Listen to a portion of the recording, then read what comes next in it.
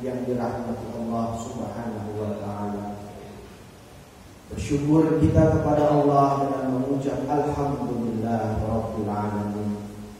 Allah masih menggerakkan langkah kaki kita, meneguhkan iman Islam ihsan kita, sehingga kita masih mampu melaksanakan ibadah sholat Jumat berjamaah di Masjid Al-Musyafana yang insyaallah selalu dinaungi rahmat dari Allah. Salawat dan salam semoga selalu tercurahkan kepada baginda Nabi besar Muhammad sallallahu alaihi wasallam, suri tauladan kita, nabi dan rasul kita, tuntunan kita, agar kelak syafaat beliau menaungi kita pada hari kiamat. Dengan apa kita mengikuti dan mencintai baginda Rasul? Dengan memperbanyak sholawat kepadanya. Cintai sholawat hingga Allah mencintai kita. Cintai sholawat hingga baginda Nabi mencintai kita. Cintai sholawat hingga baginda Nabi, para keluarganya, para sahabat-sahabatnya juga mencintai kita. Cintai sholawat hingga terhitung menjadi umat Nabi yang senang membaca sholawat kepadanya. Tak lupa khatib berwasiat kepada diri khatib yang hina ini untuk senantiasa kita meningkatkan diri kepada Allah Subhanahu wa taala. Bagaimana ibadah sholat Jumat mampu meningkatkan ketakwaan kita? Satu, niat langkah luhur kita menuju masjid di setiap siang di hari Jumat. Kita tinggalkan alat komunikasi kita, kita tanggalkan semua urusan duniawi kita, menyimak dengan tenang, menyimak dengan hikmat lantunan pesan dan nasihat agama. Karena memang agama ini, ajaran syariat yang mulia ini disampaikan dengan bahasa cinta, bahasa kasih sayang.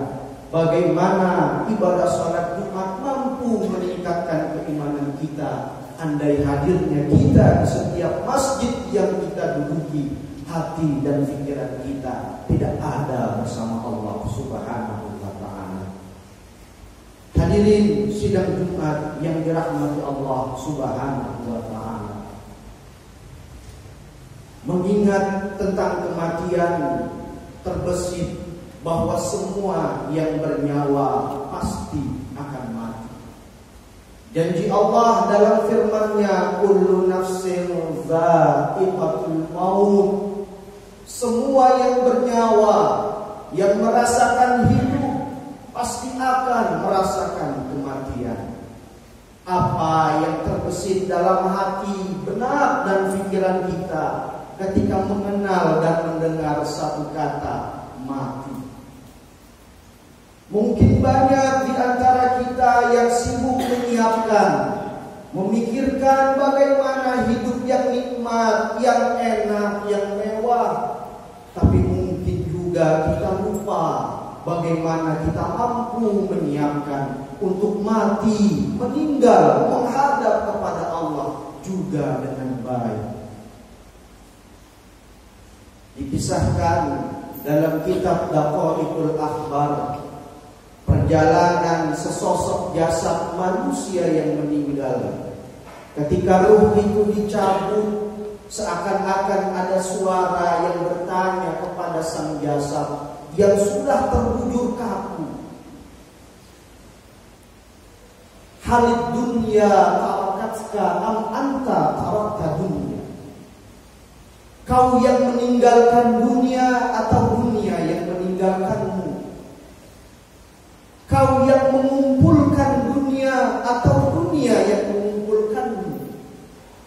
Kau yang menaklukkan dunia atau justru dunia yang menelanmu? Sang jasad hanya bisa mendengar, tak bisa menjawab pertanyaan dari suara-suara tersebut. Ketika jasad kita kelak nanti kita akan meninggal, dihadirkan di hadapan sang pemandu jenazah, suara itu kembali berkata, Aina badanukal qawi ma ad'afaka. Manusia, manusia yang terbujur kaku.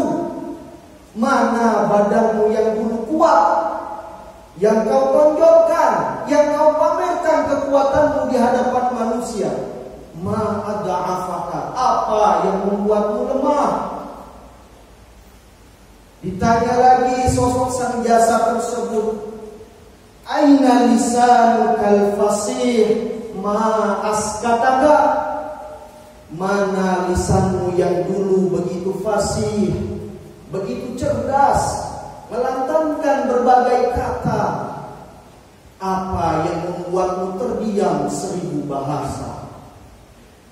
Kembali suara-suara itu memanggil seakan mengajarkan jasad yang sudah terbujur kaku. Wa aina udhunuka sami'ah ma asammaka, mana telingamu yang dulu begitu jeli mendengar setiap kata dan ucapan, apa yang membuatnya tuli? Wa aina ahibba'uka al-khulus ma auhashaka, mana kekasih-kekasihmu, orang-orang terdekatmu, orang-orang yang kau banggakan, teman-temanmu yang kau banggakan, mana mereka semua? Ma auhashaka, apa yang membuatmu takut seorang diri berada di gelapnya alam barzakh? Selesai jenazah tersebut dimandikan, mulai dikafani. Suara itu kembali menghampiri kita kelak ketika kita akan mati. Apa katanya?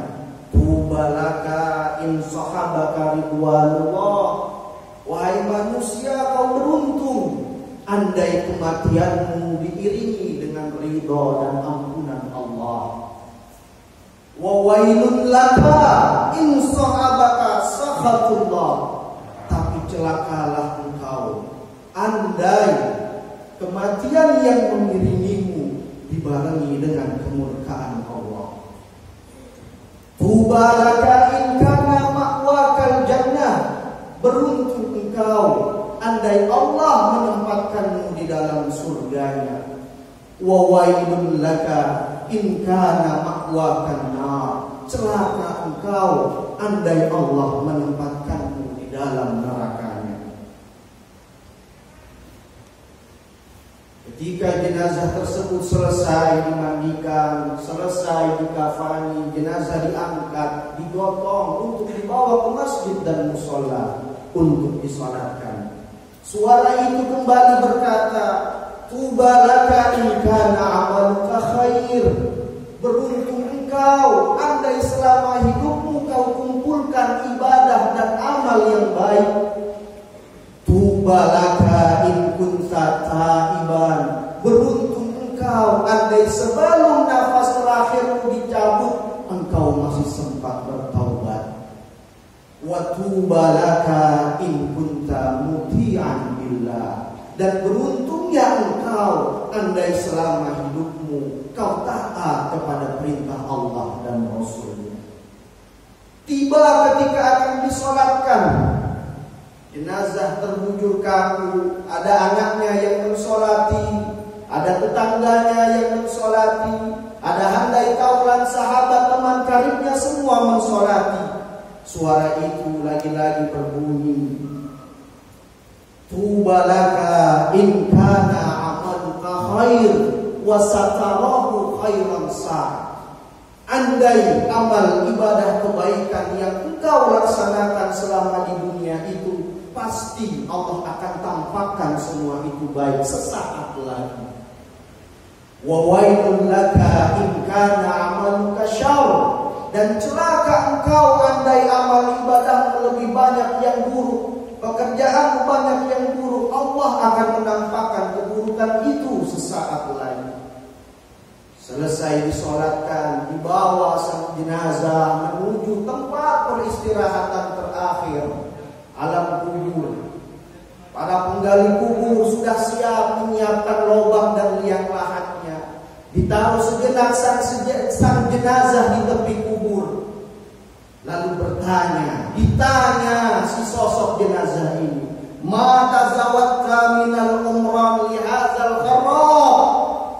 Wahai jasad manusia manusia, kita semuanya pasti akan mati. Apa bekal kita?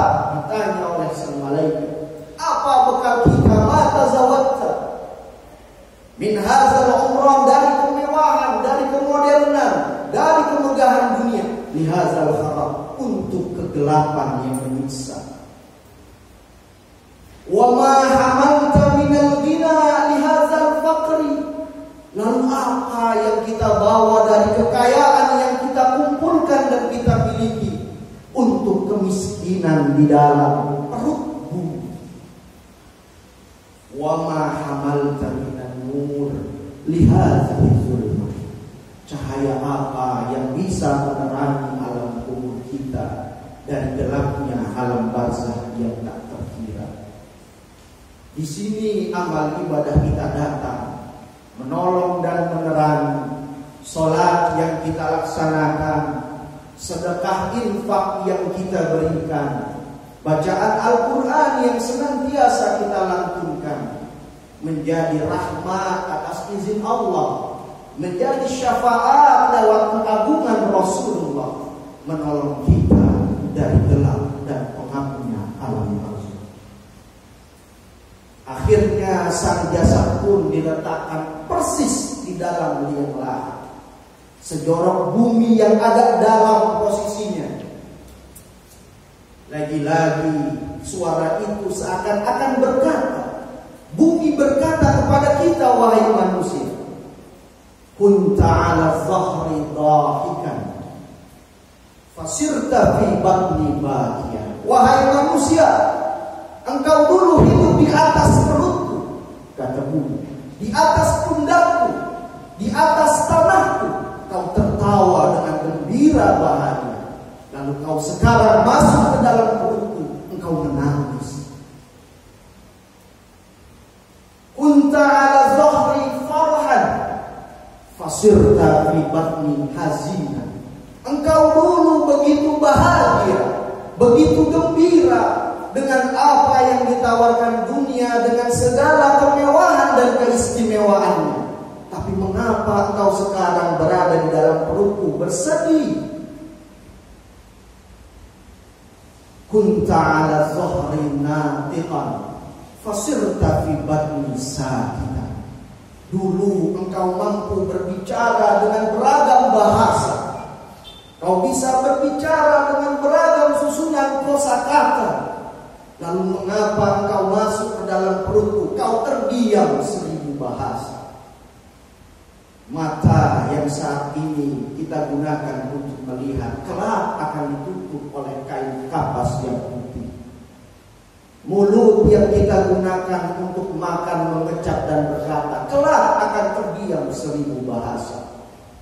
Telinga yang kita gunakan untuk mendengar, kelak tidak akan bisa lagi mendengar.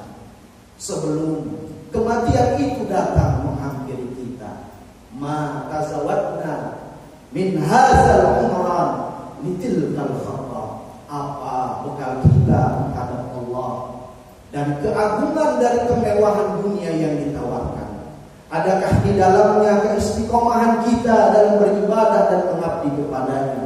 Atau justru dunia melenakan kita dari segala tipu dayanya? Allah mengajarkan kita, mengingatkan dalam firman-Nya, allazi khalaqal mauta wal hayata liyabluwakum ayyukum ahsanu amala. Dialah zat yang telah menciptakan kematian didahului, bukan kehidupan. Karena pasti yang hidup saat ini akan mati. Liyabluwakum, untuk menguji kita, ayyuna ahsanu amala, siapa di antara kita yang paling baik amalnya, yang paling tulus niatnya, yang paling ikhlas pengabdiannya kepada Allah Subhanahu wa ta'ala. Mudah-mudahan khutbah yang singkat ini dapat menjadi pelajaran dan pengingat bagi kita semua. Usi nafsi wa antum bitaqwallah. Hidup adalah untuk hidup dan untuk mati. Tapi ingat, hidup setelah matilah hidup yang sebenarnya. Barakallahu lakum fil Qur'anil azim wa nafa'ani wa iyyakum bima fihi minal ayati wa dzikril hakim. Aqulu qawli hadza fastaghfirullahal 'azim li wa lakum wa lisa'iril mu'minina wal mu'minat wal muslimina wal muslimat fastaghfiruhu innahu huwal ghafurur rahim.